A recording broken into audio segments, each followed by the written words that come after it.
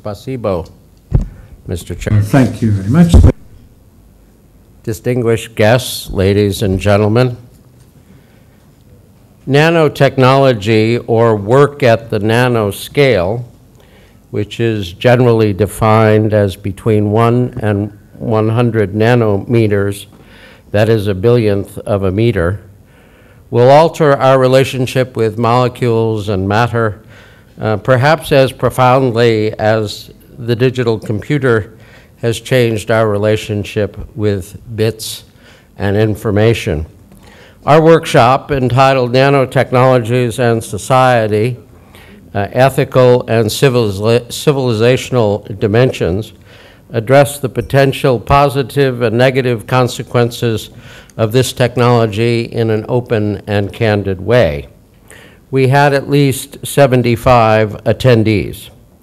Nanoparticles occur naturally in the form of volcanic dust, some ocean sprays, soot, etc.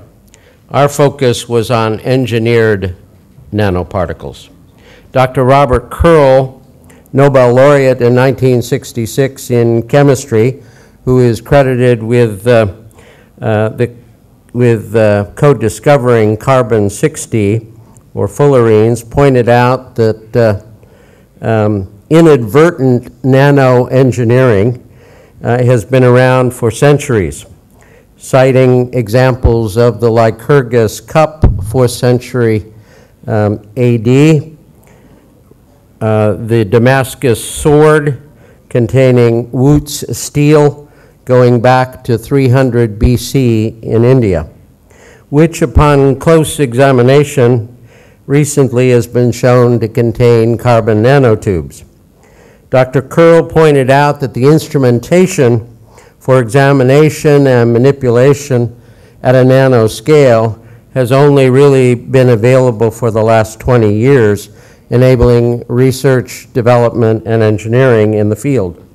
Finally, he pointed out some of the major areas of potential benefit as energy, water, the environment, electronics, materials science, and medicine. Next, Dr. Michael DePledge, Director of the European Center for Environment, Health, and Safety, pointed out that nanotechnologies have already led to the commercial development of a wide range of innovative products, ranging from fuel additives and paints to new fabrics and sunscreens. Over 1,000 new products are today on the market.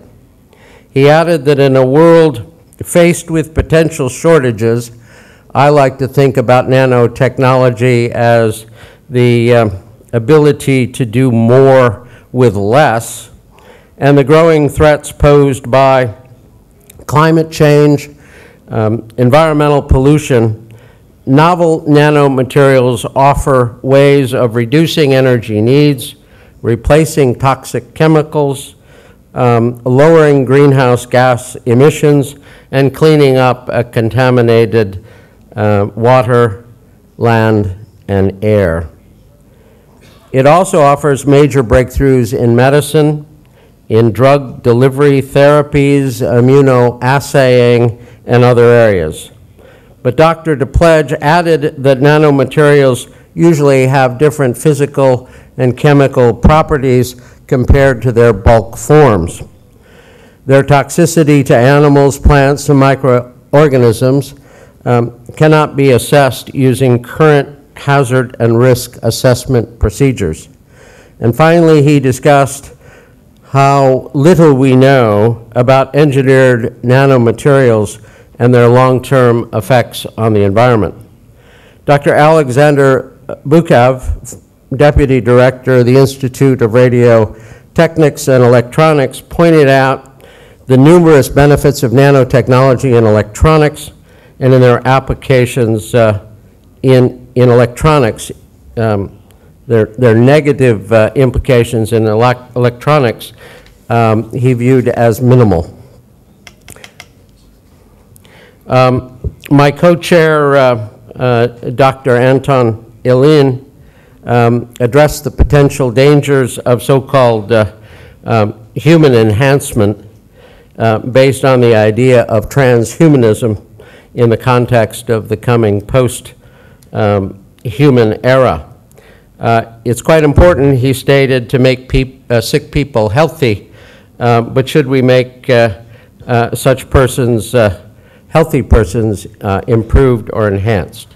I'd like to summarize by citing a couple of statistics from Mikhail Rocco's book, copies of which are in the lobby of the hotel, entitled Nanotechnology Research Directions for Societal Needs in 2020. He states that over the last 10 years, the societal importance of nanoscience, engineering, and technology applications has in fact been confirmed, and the extreme predictions, both pro and con, have receded. Total worldwide R&D funding has grown from $1.2 billion in 2000 to over $18 billion today, and is growing at a rate of about 35%. Over 60 countries have adopted nanotechnology research programs, making nanotechnology one of the largest and most competitive research fields globally. He estimates that the market for nanotechnology applications should be at least $3 trillion by the year 2020. And it will create at least 6 million new jobs in the field. But he also adds that there exists a need to institutionalize nanotechnology education, research, manufacturing, medical, environmental health and safety, and regulatory regimes.